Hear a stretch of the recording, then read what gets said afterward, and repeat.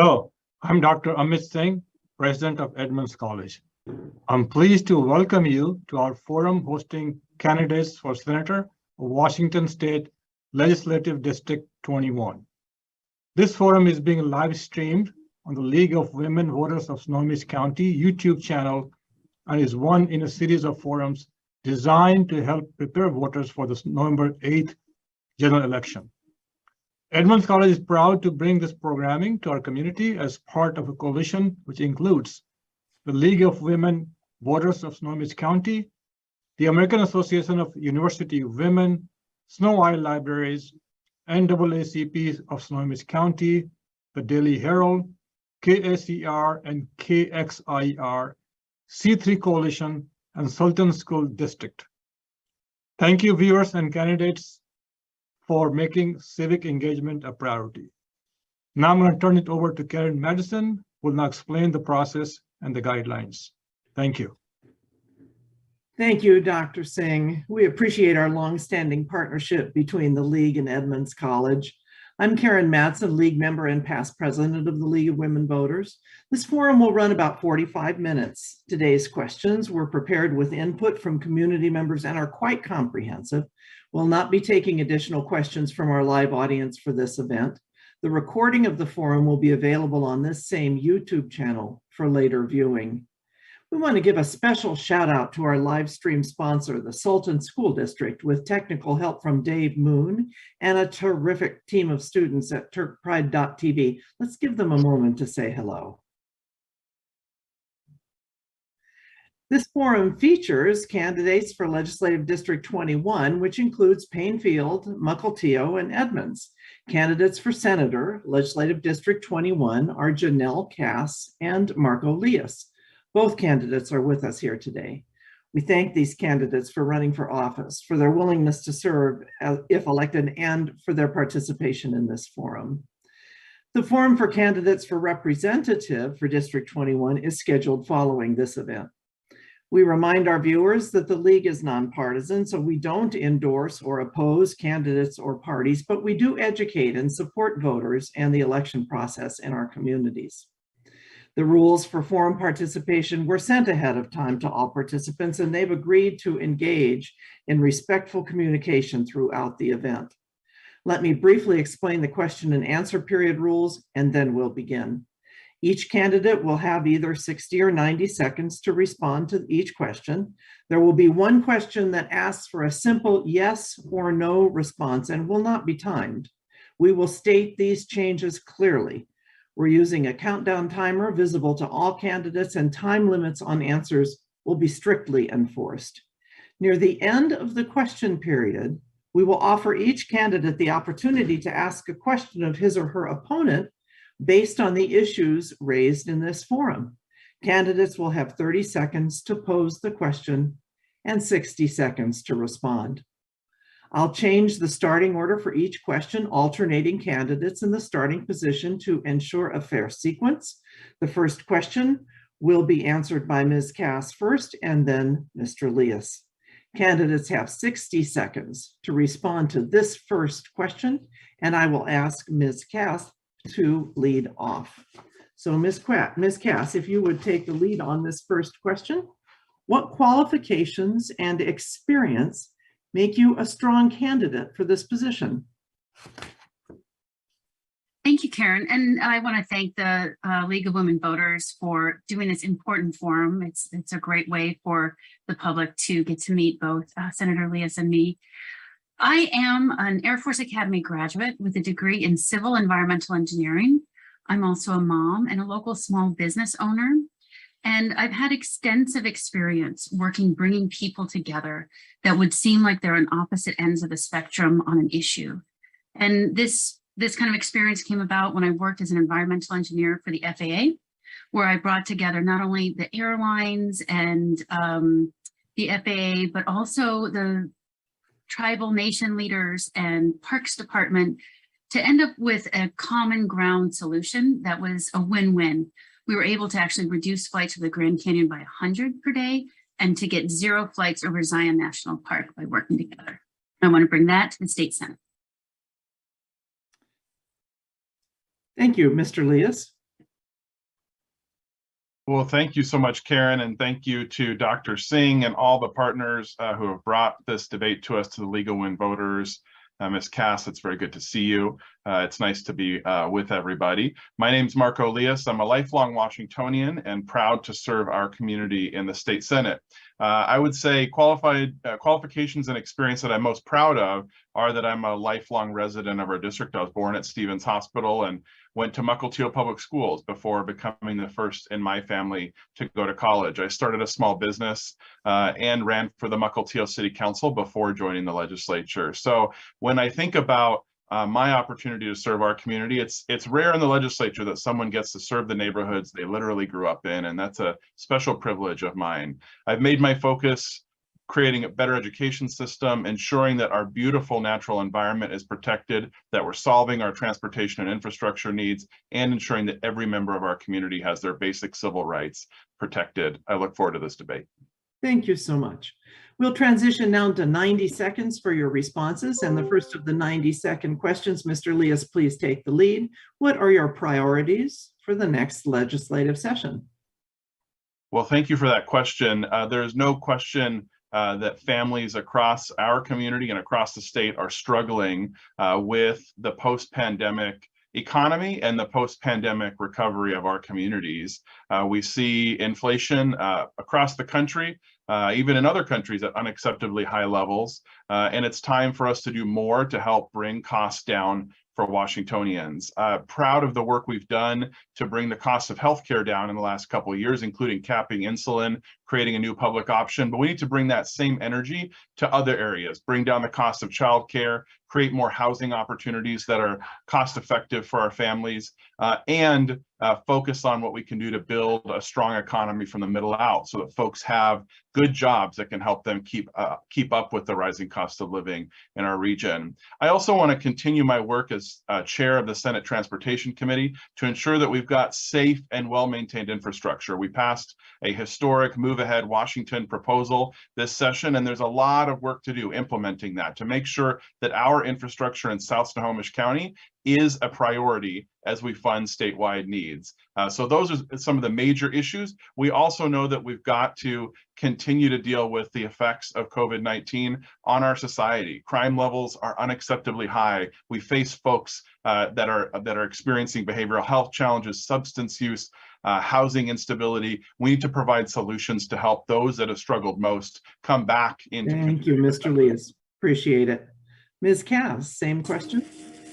Thank you. Well, as somebody who's been door knocking throughout the entire 21st legislative district so recently, the top concern that people are expressing is that about the rising crime rates that we're seeing. In fact, we're seeing a coalition of mayors, not only in our county, but all over the state, that's been begging the legislatures to change the pursuit language and to reverse the Blake decision that made it essentially legal to possess heroin and the hard narcotics. This is affecting our families. They can't even just go to the ball fields in South Everett without having to clear for needles first. So that is top priority, is to make sure that we change that language and we address the rising crime that's going on in our state. And I would say as well, the cost of living, of course, is going through the roof. It's pretty crazy that we had a $12 billion surplus in 2021, and we're on track to have another surplus. That funding should have gone back to the people. Other states made it happen. We should make it happen instead of raising taxes and fees on simple things like getting tabs for your car or driver's license. People deserve to have that money in their pocket. We're facing record inflation, so government needs to do all they possibly can to reverse those. And so the other thing I would say is that we need to take a hard look at what's going on with our drug addiction epidemic in our state. King County declared it in a state of emergency. I think this is a statewide issue. Thank you. Ms. Cass, take the lead, please, on this question about polarization. Are you concerned about polarization in politics in Washington state? Why or why not? Thank you. I think that is the most excellent question. After crime and after concerns about rising costs, people are really disgruntled with how polarized people have become, especially in these kinds of partisan races.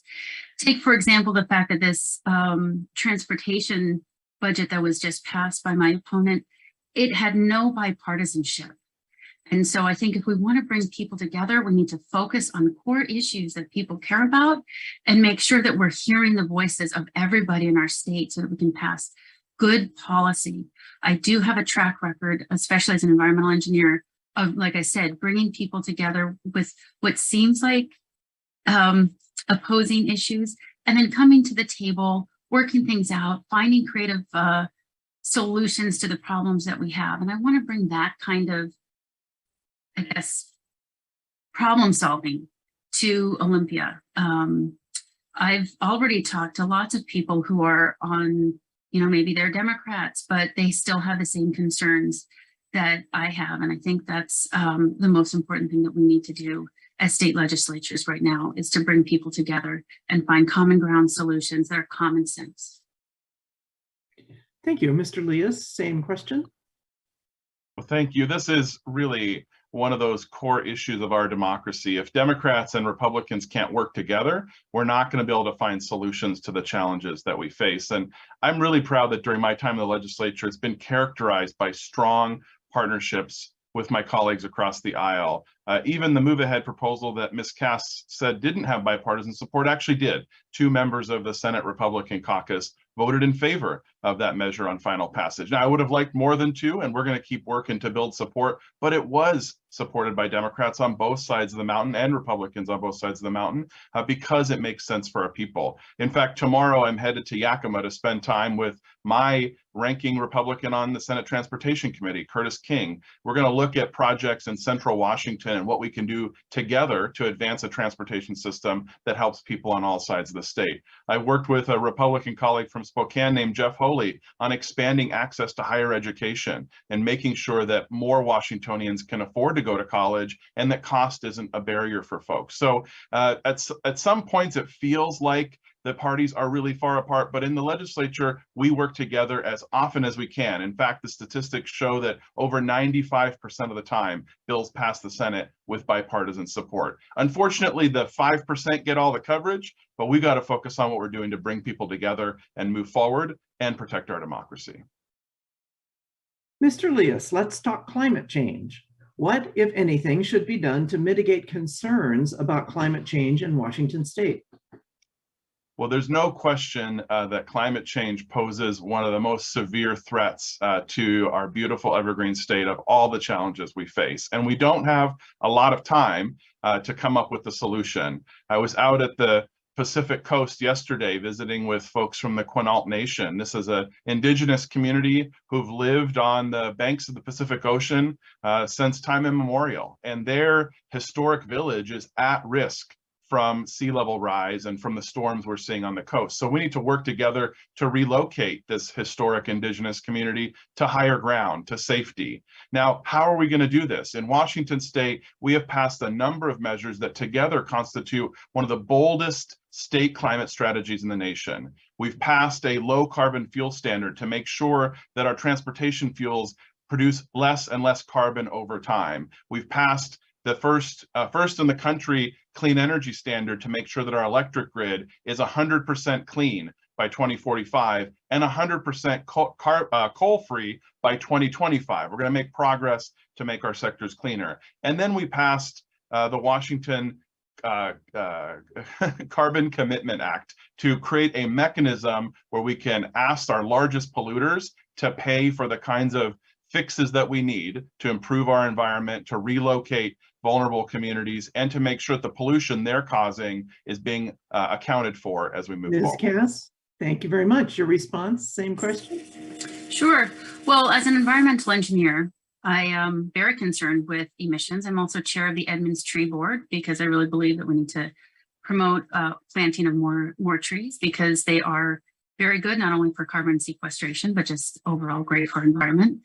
But as an environmental engineer on projects like Greener Skies over Seattle, we helped reduce 26,000 metric tons in Seattle alone. That's equivalent of taking 400 cars off the streets every single year. And that's a win-win. That's not like a tax that's really going to trickle down and affect the people who are the most affected by this increase of the carbon fuel cap and trade scheme that's going on. People are estimating that folks are going to be paying 26 to 46. I've heard all different ranges, cents more per gallon. Yes, there are big polluters, but the costs are going to be borne by average people, working class people who still need to use their cars to get to work. Goods and services are going to go directly up, and that's not necessarily going to solve the problem. The way we solve the problem is to work collaboratively, to find win-win solutions, and to go ahead and work to reduce carbon emissions with technology like what I've already done back in 2009, working with industry leaders. We also have other aviation leaders doing it now. Thank you so much. Let's turn to another topic, violent firearms incidents. What do you believe, Ms. Cass, you'll take the lead on this one, are the 3 best ideas for reducing the likelihood of violent firearms incidents in our state? This is a great question, and this is one I get asked quite a bit because it's very concerning how we've seen an uptick in violent crimes, especially ones that are involving guns. One of the things that we absolutely need to do is to make sure that when a criminal is arrested and tried for a crime that involves a gun, that they are prosecuted and that isn't pled down. And I think then you would see a reduction. Right now, when you pass legislation that is going to impede law-abiding citizens, you're just going to create more of that controversy or that polarization. Let's work on things that we know, that we don't want criminals with guns. We had an incident here in Edmonds on our inner urban trail where 2 women were held up by gunpoint, something that we hadn't ever seen that kind of in our recent history. And I think that's a direct result to the changes in legislation that made it so difficult for police to do their job. And now criminals are absolutely emboldened, and they're emboldened using guns. And luckily these women were okay, but they had their cell phones stolen, and one woman had $9,000 taken out of her account. So I think we've got to do a better job of enforcing laws that involve criminal activity with guns. Thanks, Mr. Leas. Your thoughts? Thanks for this question. On this topic of firearm safety, the choice is really clear between my opponent and I. Ms. Cass has an A rating from the NRA. I have an F rating from the NRA. Voters in our district have supported sensible gun reforms like expanding background checks, banning high-capacity magazines, the kind of steps that have taken dangerous weapons off our streets. And we've seen a reduction in mass violence incidents in our state as we've implemented these sensible policies. We've also made sure to respect law-abiding gun owners, folks who want to defend their property, or folks like my dad who are avid hunters. They still have access to firearms. That we just are making sure that they're staying out of the wrong hands. When it comes to broader issues of safety, I would say the other things we need to really focus on are improving access to community policing. It's why I supported the creation of a state grant program so that more local law enforcement agencies like our police departments in our district would have access to get more officers on the street, out of their cars, walking the beat, meeting the neighbors, developing those relationships with young people and other folks who might be at risk of trouble, and creating those enduring connections. And Mukilteo, the community policing efforts, they take young people who don't have enough resources to go Christmas shopping in the holidays. And that builds that kind of trust and connectivity with communities. That's what we need. At the end of the day, I think folks in our district don't want the NRA's approach. They want a sensible approach. And Mr. Leas, you get to take the lead on this next one. We'll talk for a minute about behavioral health care. In your opinion, is there sufficient access to behavioral health care in Snohomish County and across the state of Washington? If yes, would you recommend any modifications to the programs? If no, what would you prioritize to increase access? I don't believe we have adequate access to behavioral health, mental health care in our county. We don't have this full spectrum of care that our residents deserve. We need more therapists and counselors to help folks avoid crisis situations. We need more crisis beds. In our county, we only have a handful to serve a county of nearly 1 million people. So when folks get into really tough situations, the first step is trying to find them a place to get treatment. We also need to look at unique populations. Our young people have been through tremendous hardship with the dislocation of education during the pandemic. We need to do more to expand access to school counselors and behavioral health supports in our public schools. I'm really proud that Meadowdale High School right in Linwood is the first school in the county that has a health clinic at the school, so that the students who come to school with behavioral health, physical health needs can get access to care right there at school without needing to jump through hoops or fill out paperwork or get sent away someplace else. These are the kinds of solutions we need more of. We also have a workforce challenge in this space where we don't have enough folks to staff the facilities that we need. So we need to do a better job through our community colleges and our high schools to connect young people into these important jobs of the future, to make sure we've got the therapists and the nurses and the psychologists and counselors to help solve this crisis. Thank you for that. Ms. Cass, your thoughts? Yeah, somebody who is in alternative health care, mental health is one of my top priorities. As a veteran, I've seen a lot of veterans suffering from PTSD and then committing suicide. So I'm very sensitive and passionate about helping people with behavioral and mental health issues. I absolutely agree with my opponent that we do need more beds and we do need more treatment available for all ages, especially the youth. I was actually pretty shocked to hear a story that during COVID, there were about 70 plus providers that did not get paid from Medicaid for their services, and then they had to shut down their doors. There should have been some kind of emergency action to make sure that they could stay open so that we could keep them employed. And we have seen an absolute influx of more and more need. I believe anxiety is the #1 most diagnosed health condition right now nationally. And so that obviously is happening here in our state as well. So I agree, we need more treatment beds. I think we need to also look at some legislation that might allow for teenagers to self-refer for drug addiction treatment. And I think that is a bit of a barrier right now. I'd like to see a bipartisan effort to resolve that issue so teenagers who are suffering can get treatment. Thank you. Thanks very much. Let's shift focus to talk about housing and rent. How would you propose, Ms. Cass, you'll have the lead on this one, to make housing or rent more affordable in our area? Thank you. Yeah, everybody's talking about this. Well, it seems to me that when we've got these surpluses and we see rampant property tax bills going up and up and up, that maybe we should do something with our budget to make sure that that money's going back or reduce property tax, so that if you do have people who are, providing rental spaces to people, then they're not passing on that exorbitant property tax to their renters.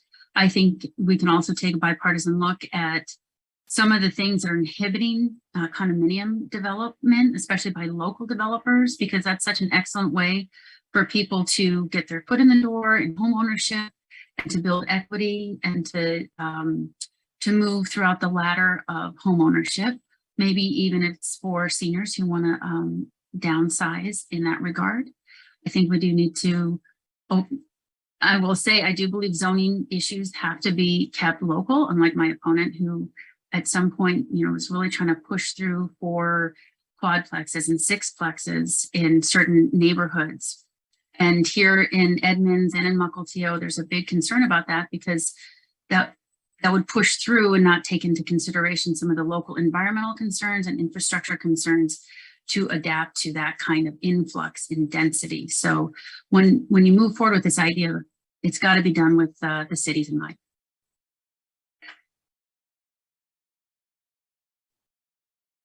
Karen, your audio was off, but I'm going to guess that you invited me to answer the question. I did that exact thing. You are a mind reader. I'm sorry for that. No worries. As someone that started my career as a small green builder, I'm really passionate about making sure that we build homes and home equity for people. It's one of the most important ways that families build intergenerational wealth and pull themselves out of poverty is by buying that first home and having the ability to pass that on to the next generation. And unfortunately, in our community, those prices are just out of reach for way too many folks. When the average home is hovering around $1 million in some parts of our community, people can't access that dream of mobility and building wealth for their family and for future generations. So we've got to create more housing of all types. Now, my opponent's right that I do want more density, but I don't want it in every neighborhood. I want it next to our new light rail system that is being constructed so that folks who are commuting can live right next to that light rail train and easily access it and get to where they need to go. In every neighborhood, we should look at options like mother-in-law units and senior housing to make sure that we can fit folks who are trying to downsize, so that families that want to take care of that aging loved one can do that in their home, so that a college student that's returning home has a safe place and an affordable place to start renting in the neighborhood they grew up in. So I think we need an all-the-above approach, and we need much more resource for public housing for very low-income folks to get them off the streets into someplace stable so that we can get them the help and support they need so that they can one day be homeowners as well. Thank you. And Mr. Leas, we're going to continue to talk about development, and you'll take the lead on this one. What are your ideas for ensuring that sufficient infrastructure is built or planned for in surrounding areas to support proposed development? Well, as the chair of the Transportation Committee, I'm very passionate about this because our transportation budget is really under strain as we're trying hard to build infrastructure that goes out to development that wasn't as thoughtfully planned generations ago. This is part of the challenge we face on corridors like Highway 9 and Highway 522. They built the houses far away from the jobs, but they didn't build the transportation infrastructure. So we're behind the curve in terms of addressing those needs. It's why I support putting more housing next to high capacity transit like our light rail system so that we can house people closer to where they can access transportation links and get to where they need to go in our community more efficiently. This is also a way that we will reduce our greenhouse gas emissions. The more folks that live near transit, the fewer car trips that will clog up our highways and pollute our air, the more opportunity for people to save up for that first home that they want to buy. We also need to look at other kinds of infrastructure and make sure that our water systems and sewer systems and other things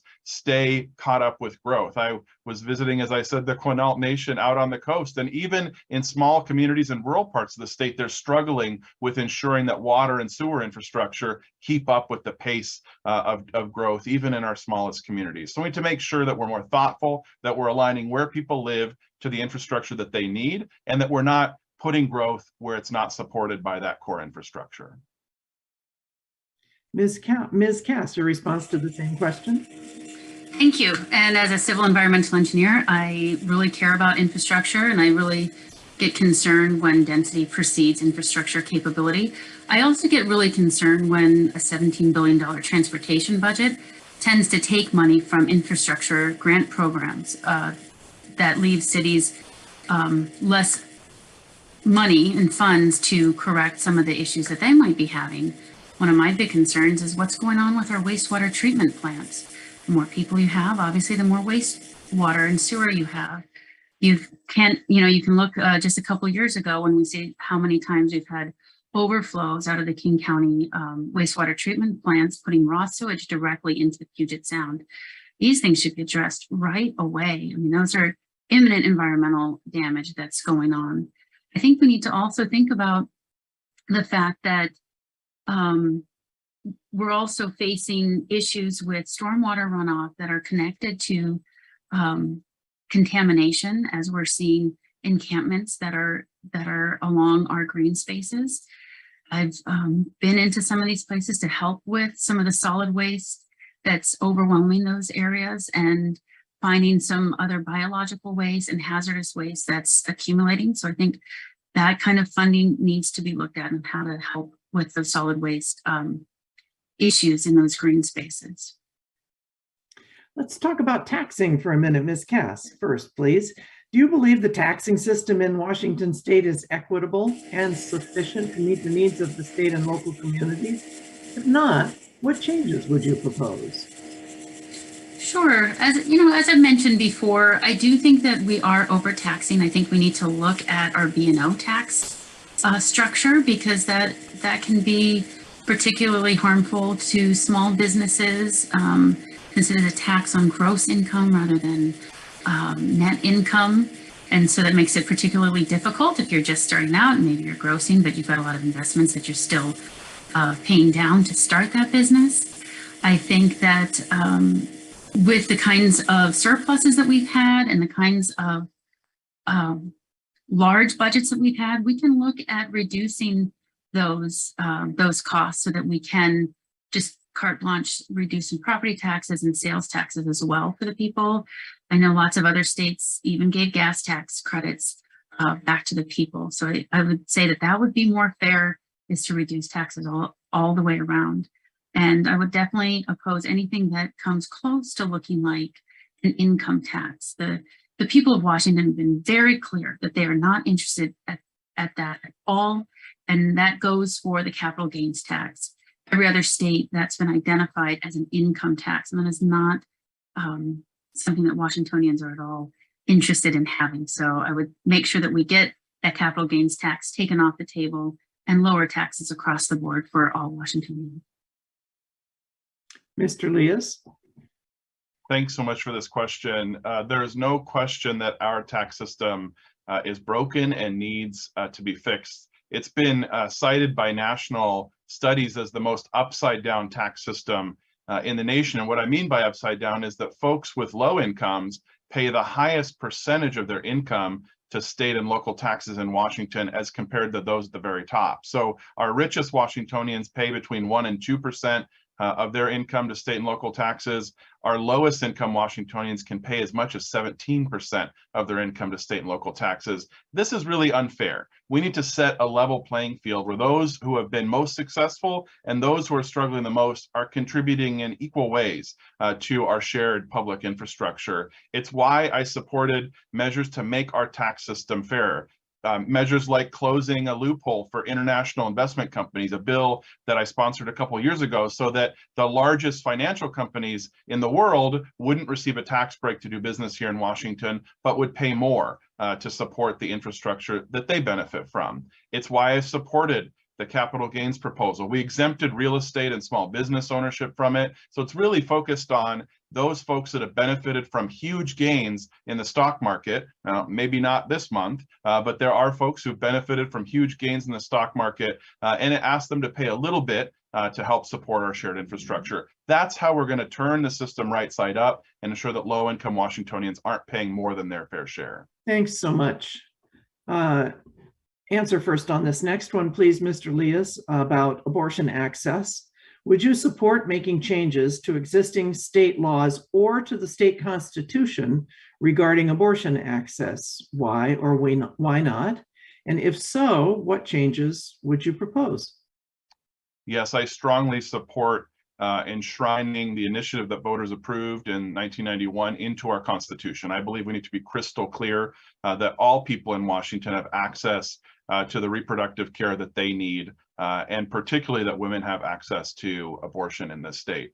I also support legislation to ensure that medical providers and women coming to Washington to receive these services don't face criminal jeopardy in the states they came from. And I'll give you an example. The state of Idaho has criminalized abortion to the point that they would put doctors and women in prison for trying to seek access to safe abortion care. We need to make sure that our laws are not used to punish women who travel to Spokane to get the care they need in Washington state. So I would support both those measures. I also in recent years have supported measures to make sure that all people in our state, regardless of their immigration status or their income, have access to the full menu of reproductive care, both abortion care, but also the care they need if they want to have children and start a family. So I believe that we have an obligation to make sure that every person in our state is empowered to make the right decision for them, and that for those women where abortion is the care that they need, that they have access to it, and that that decision is made by them and their medical team alone.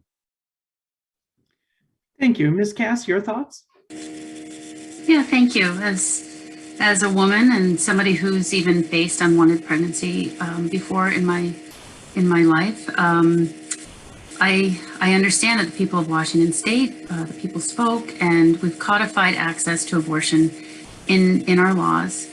The concerns I do have, though, are some recent changes that degraded the level of care that women are receiving. So it used to be that a board certified physician would conduct this procedure, but now the legislature has changed it and that's been degraded. And I'm very concerned that this procedure can be very risky to a woman's health and their well-being. So I would say that it really should be a board certified physician.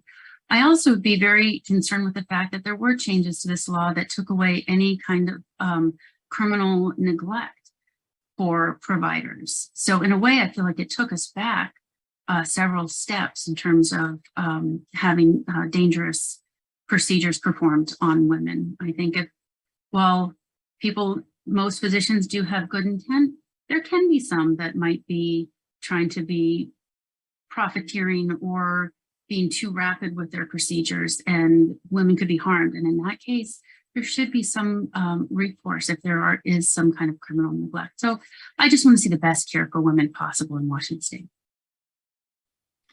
Thank you, Ms. Cass. A question about healthcare systems.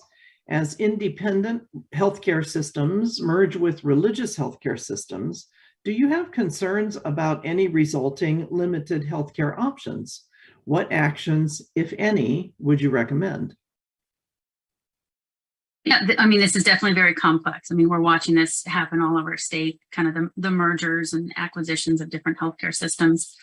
I think it's a very slippery slope when the government starts to dictate some actions that could be in opposition to what those providers and the types of care, what they feel is ethical or non-ethical.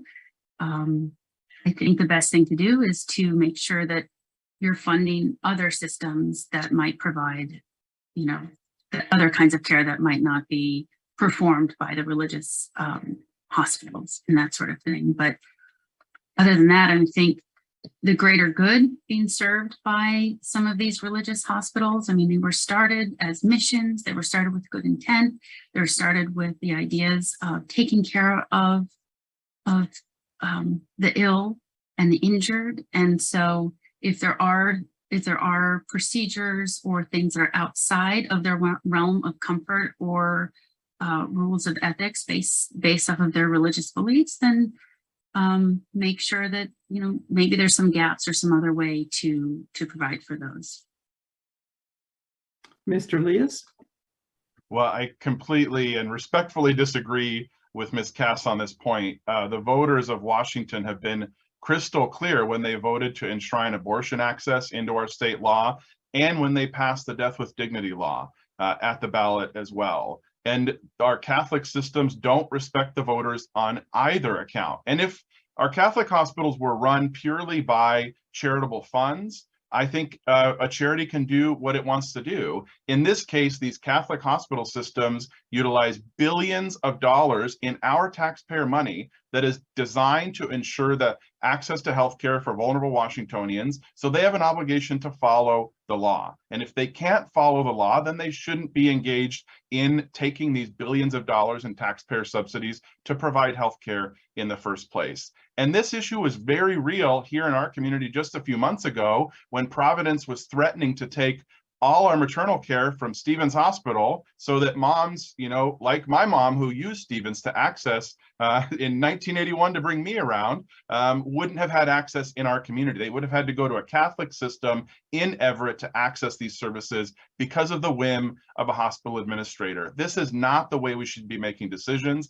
Every hospital should provide all of the care that's mandated by law, especially when they're taking billions of dollars in taxpayer subsidies to provide care in the first place. Thank you for that. We've come to the yes or no question that we promised. It's related to ranked choice voting. It won't be timed as we're looking just for a yes or no response. The question is specific to voting options in counties, cities, and voting districts, not statewide elections. And the question is, do you support ranked choice voting as a voting option in jurisdictions and districts? Please just answer yes or no. Mr. Leas first. Yes.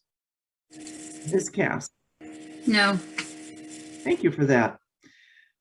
Now we want to ask the timer to change the timer to 30 seconds, and we're going to offer each of you the opportunity to ask a question of your opponent related to the issues and answers you've heard during this forum. The questioner will have 30 seconds to pose the question, and the respondent will have 60 seconds to reply. Ms. Cass, what would you like to ask of Mr. Leas? 30 seconds on the timer, please. Okay, so my question is related to taxation, especially of small businesses.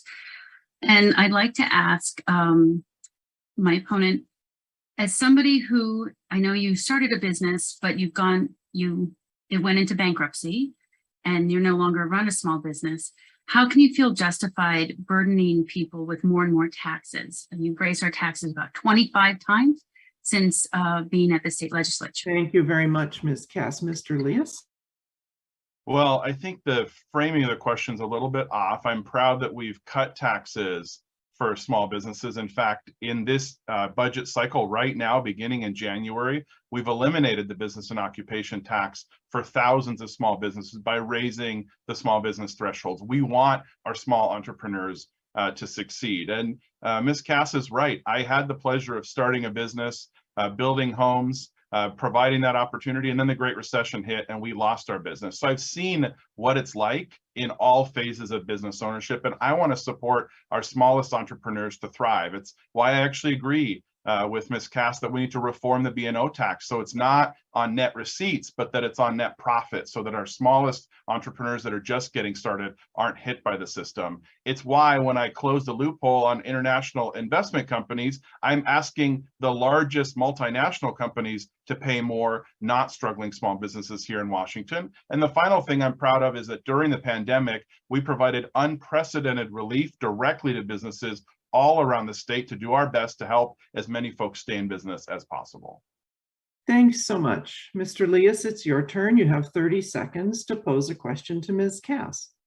Well, Ms. Cass, you've talked about a commitment to reducing polarization in politics. So I would love to hear what issue you and I can work on together in good faith, regardless of which one of us is elected, where you think we have common ground and we could come together and make something positive happen for our community. Ms. Cass, 60 seconds. Well, that is a very lovely question. Thank you so much for asking it. I would say that we could definitely come together on mental health. I think we both agree that we are missing some infrastructure. We have so much needed. We need more people. We need more therapists. We, to have places for people to go. I think we need to work together on even making sure, like at least Meadowdale has the services there. But I think even advertising or messaging out to young people that they're not alone, that there are others who care deeply about them, including, the two of us. I mean, it's a commercial together. Hey, we care. And I believe that is something that we can absolutely work together on, and in a very nonpartisan way about the issue, because I know you and I both care a lot about the people in our community. Thank you for that to both of you. This is our last question. We're going to keep the timer at 60 seconds. This is an opportunity to kind of wrap up what your thinking is and sharing it with the voters. What additional issues or information would you like to bring to the attention of the community? Mr. Leas, lead off, please. Well, I will just begin by saying I agree 100% with Ms. Cass, and I look forward to working with you, regardless of which of us is in the Senate, to advance access to mental health and behavioral health in our community. And let's sign up and get the great folks at Salton High School to produce that commercial for us, where we're talking to our community about the needs that are here. I think this, as usual, the League of Women Voters has asked every question we could almost think of. You've covered a lot of ground in this debate, so I don't have anything especially unique to add. I will just say it's been a privilege to serve our community, the neighborhoods I grew up in over the last few years in the legislature. If you reelect me and send me back, I'm going to continue to advance educational access for people and kids and families in our neighborhoods. I'm going to continue to make sure we've got good infrastructure, that we're tackling the climate crisis, and that we're ensuring the basic civil and human rights of every person in our community are protected. That's my commitment to you. It's my record, and I humbly ask for your vote. And Ms. Cass, you get the final word tonight. Well, thank you so much. And thank you again for this opportunity from the League.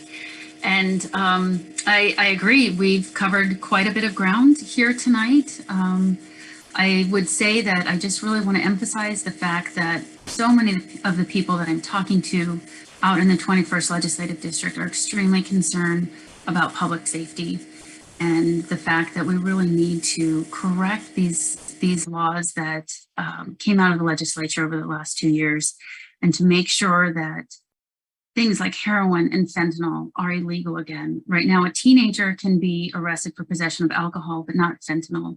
They're only walked away, they can walk away with a warning.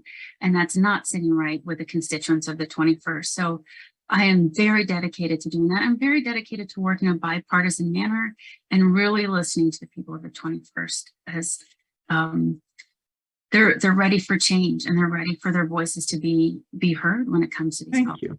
Thank you so much. The League and Forum Coalition appreciate these candidates for joining us and for running for office.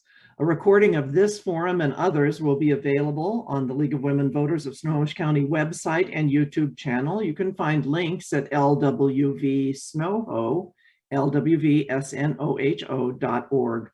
We encourage you to explore additional information about these and all the candidates on the ballot this fall. The Snohomish County voter pamphlet is being mailed to residences. That mailing started back on October 8th.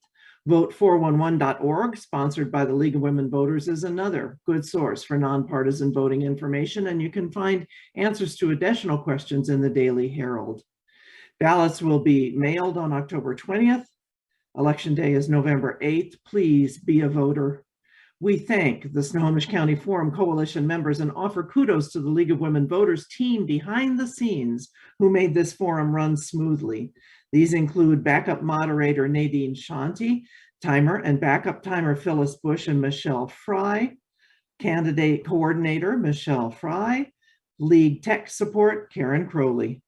A special thank you again to David Moon and his team of students at TurkPride.tv at the Sultan School District for their excellent technical support. And of course, thanks to all of you for listening and watching. This forum will continue live streaming at 6:30 with candidates for representatives, position 1 and 2 for Legislative District 21. Thank you all for your participation. This concludes our candidate forum.